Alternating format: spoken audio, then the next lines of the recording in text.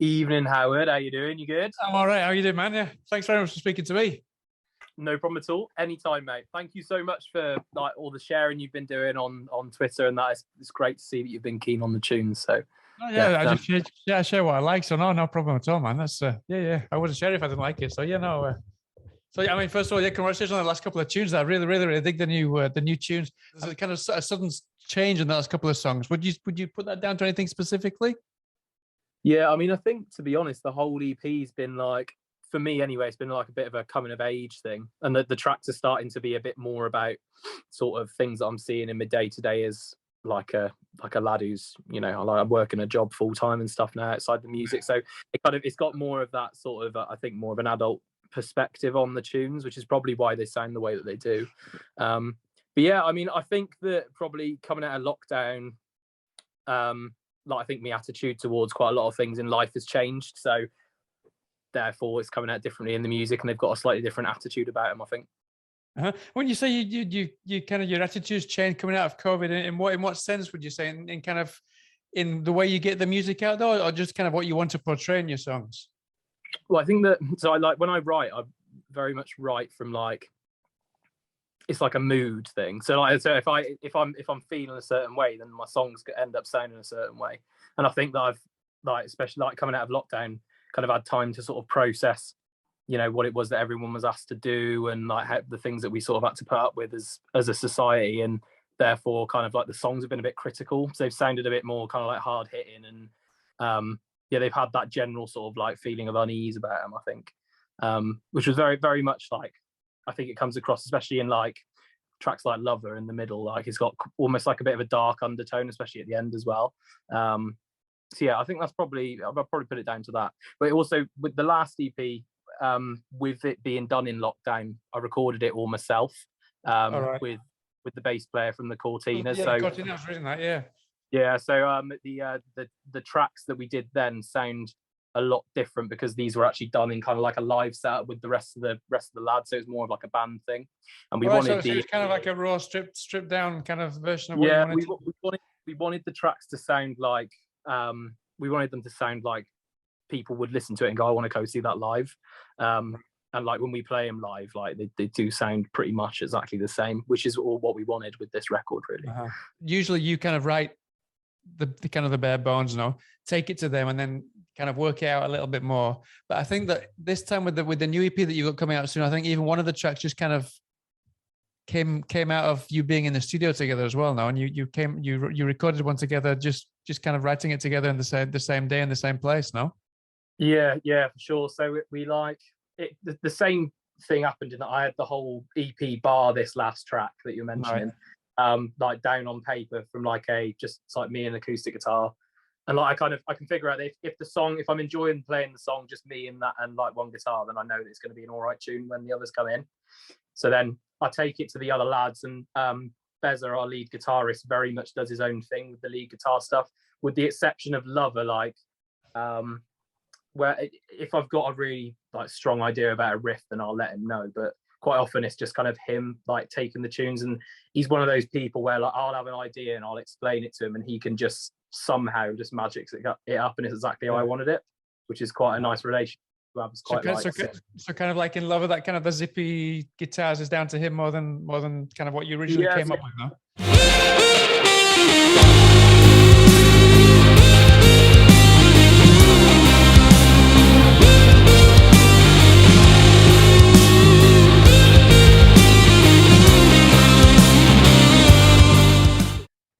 the guitars all the way through leading up to like that big breakdown in the middle, like all those rhythm parts you hear, like the ones that continually roll over, that was all him.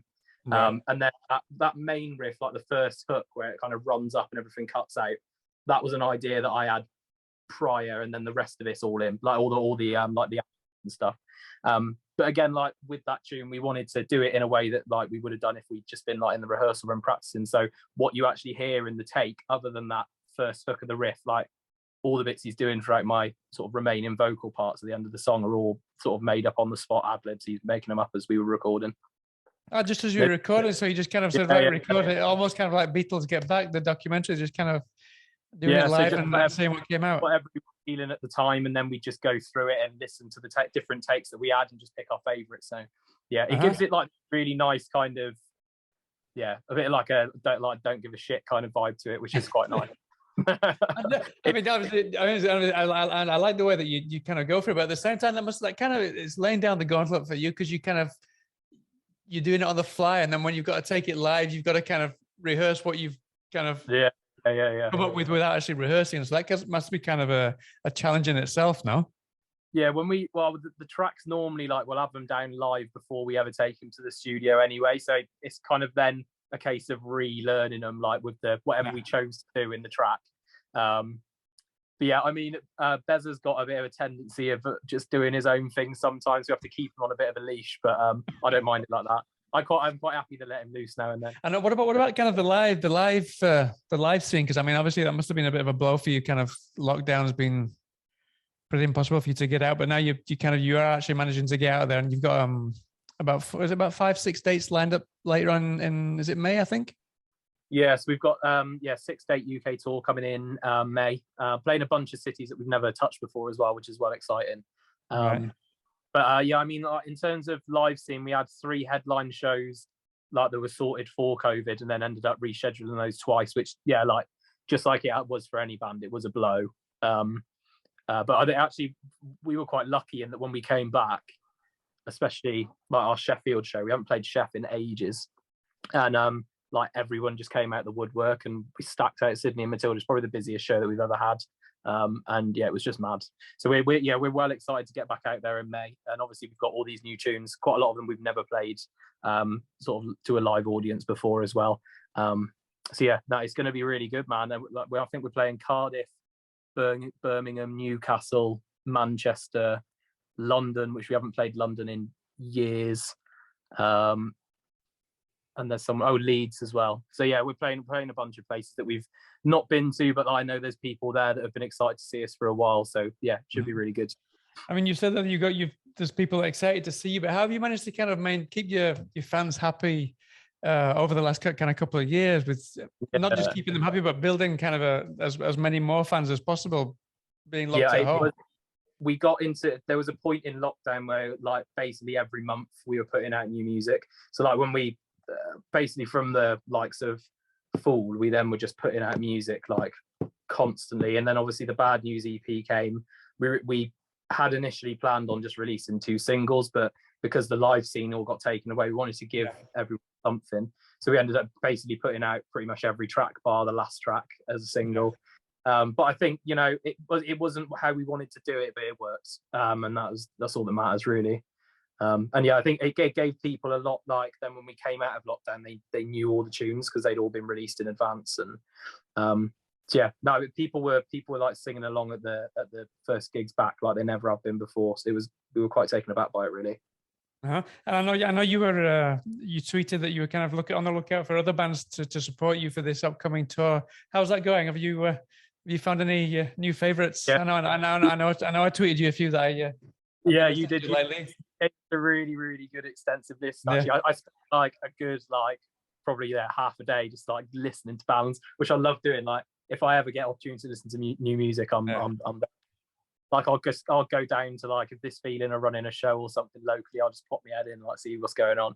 But yeah, there's so much talent out there at the moment. Like I think there's been a massive resurgence of like live bands coming out after this lockdown. Everyone's really excited about getting back out and playing. So yeah, we've got a really good list of bands coming along for supports. I can't actually say who yet, but it's gonna be coming out sort of over the next like week or so. So yeah, we're buzzing. We're sharing the bill with some really, really cool people.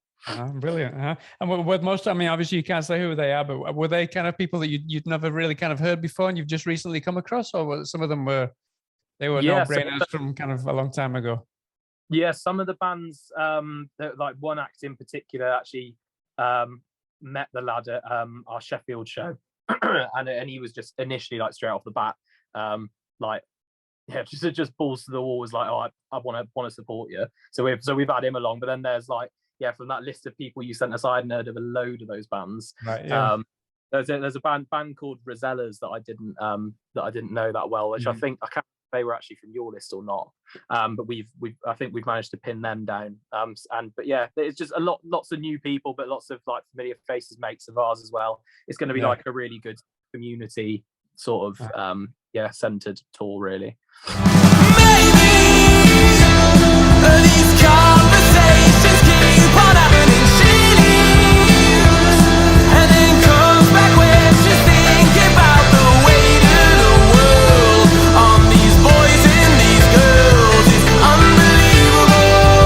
Something completely different, but I read that you ventured into the world of TikTok and you weren't sure if you were going to escape it. Is that something that you jumped on board and it's a useful tool for musicians, or is it just a complete waste of time? It's funny you mention it, because I think I've churned out some like completely meaningless content today, but it's just like, it's all good fun. And I think, to be honest, like indie rock bands are definitely like starting to try and find their place in terms of where they stand in this like micro content, because the music itself doesn't really lend it that well. So I think everyone's adapting themselves a little bit, but it's like, I mean, we have been doing a bit more on TikTok now, and the reception and the sort of like the actual engagement you get on there compared to like organic posts on, say, Instagram, other social media feeds, is so much better. I think it's one of those things where I'm growing towards it. When I first started, I absolutely hated it, but I'm warming to it now, and I think it's one of those things where like it's a evolve or go extinct sort of thing, really. I mean, I've used it kind of fleetingly from time to time, but are you actually kind of able to interact with fans and people on there like you can on other social media? Yeah, I mean, it's a lot easier to like, you can kind of, I don't like using the term jump on trends, but you can use like, you can look at other content that people are putting out, and then you can kind of put your own sort of like unique twists on it, like using the different like audio clips and stuff on there. You can make things funny in like quite an original way, and I think people are going there for a bit of a laugh and stuff at the moment. So I mean, that's how I use it anyway, but that's because my brain doesn't stretch further than that. I mean, aside from that, I mean, for example, on Spotify, I noticed you mentioned that pretty much all of the listening time on Spotify is just completely organic. So I mean, how do you promote? I mean, you've got TikTok there, but I mean, Spotify, there's not a lot you can do. I mean, I think I found you organically as well from like the typical kind of on your radar list that I get posted every Friday. But apart from that, what do you kind of tend to do to kind of get out there? Yeah, so I mean, for us, it's very much a case of like I said, with TikTok, we have managed to like reach out to a few new people on TikTok. It's not to the point at which we're like putting in loads of like new punters at the moment, but it's getting there. And then otherwise, like we do quite a lot of like paid promotion where we can. Obviously, we've self-funded this whole campaign, but we obviously budget stuff like that in. So yeah, pretty sort of promoted campaigns on Instagram, just sort of general like, you know, ads, and also, I mean, like, I can't like overstate how important it is to have like that organic connection with your people that listen to your music. So if someone likes a video or something I put out, or responds to a story of me just like dossing about or something, I'll actually like kind of go out my way to have a chat to them, because when you build those relationships with people, that's when people talk about you to their mates. And I think that like in this like digital age that we live in, it's so important to still have that kind of one-on-one connection with people wherever possible. That's a big thing for me. Like my DMs on Instagram are always open. They're always full of people like getting in touch and just chatting to and fro, which is quite nice. It gives more of like a community feel to what Lost Boy is, rather than just us expecting people to listen, you know. Lover, where did you go? Is Baltic out? I'll get the heating on. This EP is the first one we've ever done vinyls on. So we've got a right. You've got a vinyl coming out, that's right? Yeah. I've actually got the test press there, which is sounding really, really, really nice. So I'm excited for people to have it. Be like the one that comes out's got the artwork, front and back print and stuff like that. But yeah, like people are really keen on the vinyl, which we were like proper crapping ourselves about, because we've never done it before, and it's such an investment. But yeah, it's gone down really well. So we'll have like the physical copies to be selling at shows and stuff in the summer. But yeah, no, we've got a lot going on this campaign, man. I think that we've never been like so organized. I feel like the machine's really well oiled this time. Yeah. And like kudos to like my manager, Mike. Like he's been really, really good in helping like get us all together and making sure that all the ducks are lined up. So yeah, we're buzzing, mate. We'll just have to see where things go come tour, I think. I want to talk a little bit about this new EP that you're coming out. We talked about the first two songs, and we talked about the last song that you said kind of came together in the studio. What about the rest of the EP? Is it going to be kind of similar, or is it is there kind of quite a diverse sound on the next few songs that are going to be released?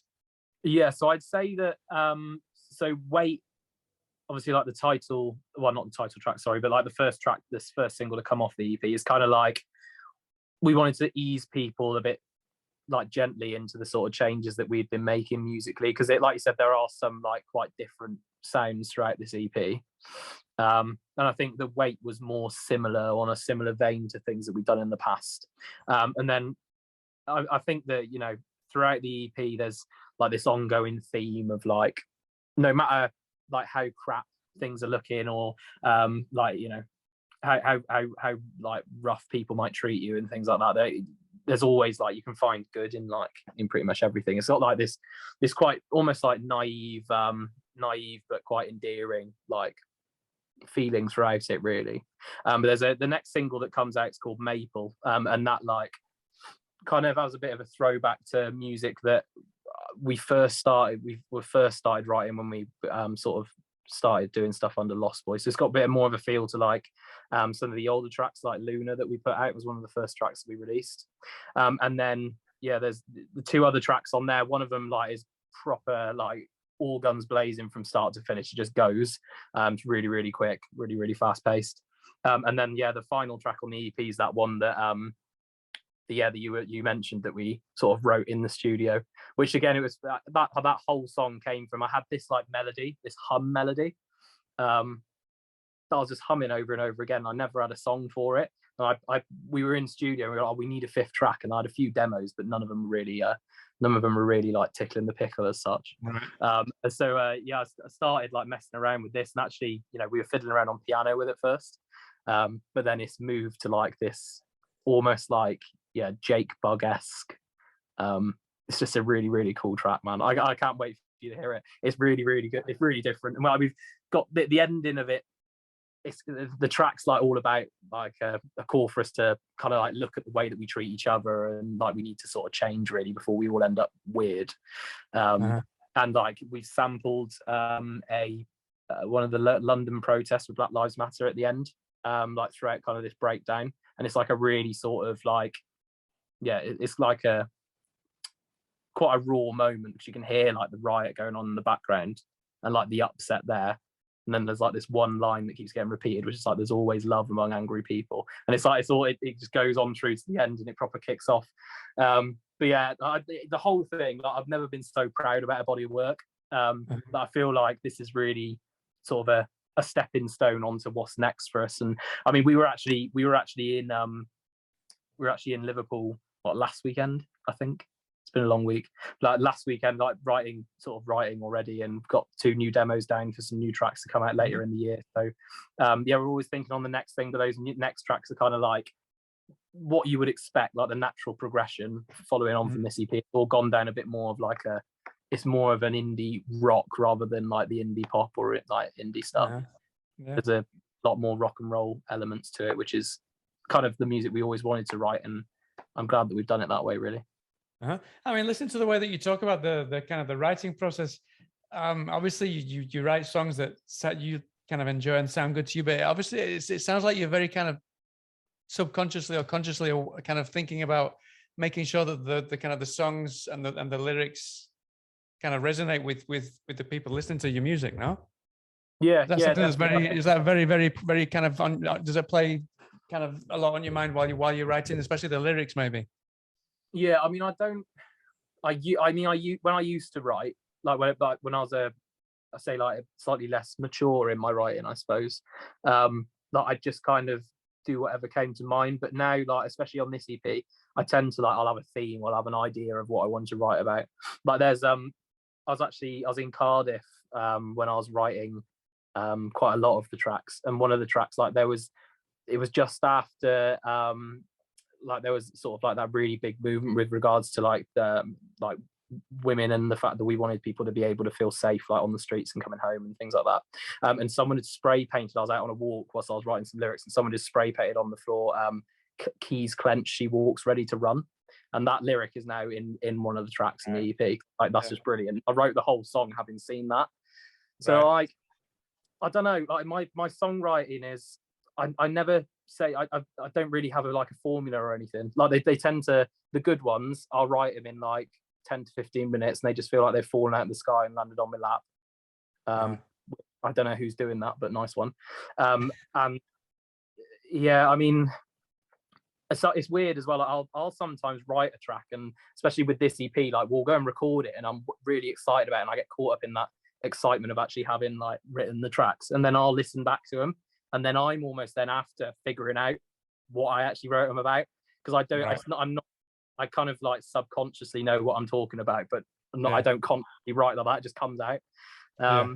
Yeah, I mean, sometimes I feel like the songs know me better than I know myself, which is a bit weird. No, I know exactly what you mean. Yeah, because I know a long time ago I used to write songs as well, and it's kind of, they just kind of come from thin air, and then you kind of put the pieces together and realize maybe why you wrote those things. Yeah, I know what you mean. Yeah. It's like, I was feeling like this then, or like this happened then. So that's probably what it was about.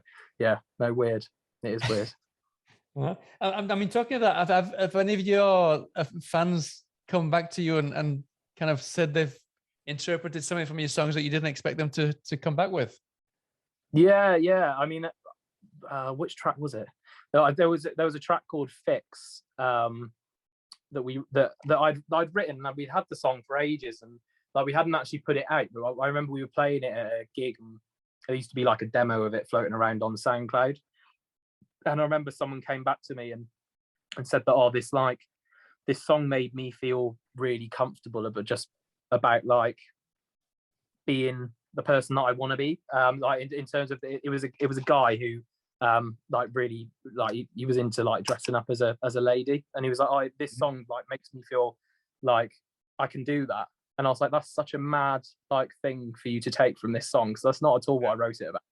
And then that inspired the music video that we did for it. So we ended up sort of getting in a drag queen and sort of doing a bit of a storyboard of like this pizza guy who actually was a drag queen by night, pizza guy by day. But yeah, I mean, I think, again, I don't like to write in a way in which I'm like, here's the song, listen to it, but this is what you have to take from it, this is what it means.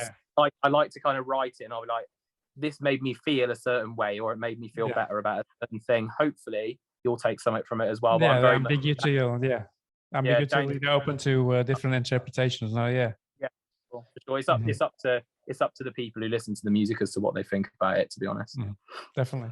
I mean, talking about what people think about music, I always ask to end the interview, I always ask kind of the up and coming bands that you're really into at the moment. Obviously you can't mention the ones that you have got coming to support you soon, but what, apart from those ones, which ones would you mention that you think that people need to start rooting out that aren't getting heard enough about? There's a band from Liverpool called Bandit. I don't know if you've heard of them. Bandit, they're great. The last couple of tunes are really good. Yeah, their EP's just dropped as well, and yeah, it's mad. It's really, really good. Let's go and see them live as well, because they're killer live. There's a band called the Retarders, based in Cardiff. Yeah, you should check them out. They're kind of like Oasis meets Stone Roses injected with like youth, which is just great. And their lead singer Harry is like a proper present, sort of presence. So yeah, you should definitely go check them out. Other than that, there's loads, man. A guy called Danny May. He's killing it as well at the moment. He's plays a lot of gigs in Sheffield. So yeah, definitely check him out. But now, if you're ever after new music, mate, let me know, because I off the top of my head, there's just so many flowing around. I'm the same, because I'm doing my playlist every Thursday. Yeah, so it's just like I've just got so many different names. So like every Thursday, I'm looking for new bands, and I can't remember if I put the song on last week's playlist or not. And it's just crazy. Yeah, I mean, but there's just so much good music at the moment. Yeah, it's nuts. It's good. It's really, really good. It's what we all need right now. Is good quality guitar music coming out of everywhere, which is good, man. Yeah. So I mean, so just to finish off, then, what are the plans from now until you set off on tour? Will you be releasing anything before then, or will it all tie in together? Yeah, so we're going to be dropping a new single next month, and that'll be the last single that comes out before the EP drops. Possibly my favorite song on the record, but I like them all. I can't pick between my children. That just changes every day, I imagine. Yeah. But yeah, no, it's a really good tune. We wanted to like give everyone kind of all the different flavors from the EP. So they've had Wait, which was kind of like what you'd expect from Lost Boy. They've had Lover, which was a bit of an oddball, and then this one again is a bit more of like a heartfelt like ballad number. So yeah, no, I'm really excited for people to hear it, man. So that single will come out in April. We'll be pushing that, and then yeah, before you know it, we'll be heading out on tour. I think the first show is on the 4th of May. Don't quote me, but I think it's that. I think it's the 4th of May in Leeds. No, the first one I think it was. Yeah. Brilliant. And then just one thing, I think that I forgot to ask you at the beginning. Actually, the name of the group comes from your mother's love for a favorite film of mine as well, The Lost Boys. No, so I mean, I don't ask you about that because you've been asked about that. You've been asked about that a lot, but have you got any plans to record a song with a saxophone player in there as a tribute to the saxophone man in The Lost Boys?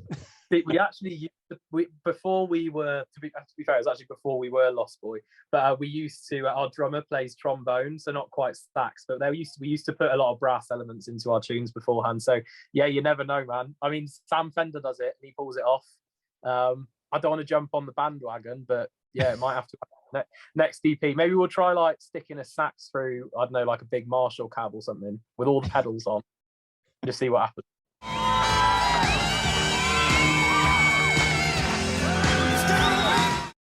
Could sound quite gnarly and cool. I don't know. I'll give it a try. Well, listen, Max, it's been really good to speak to you, man. Thanks very much for your time.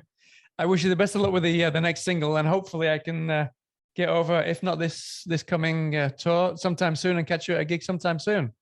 Yeah, it'd be great to see you, mate. And yeah, just again, thank you so much for all the work that you do for for under the radar bands. You're pushing everyone on Twitter, and you're doing it every week. So yeah, it's mad, man. Really good. No, thank you too. All right, people like you, Howard.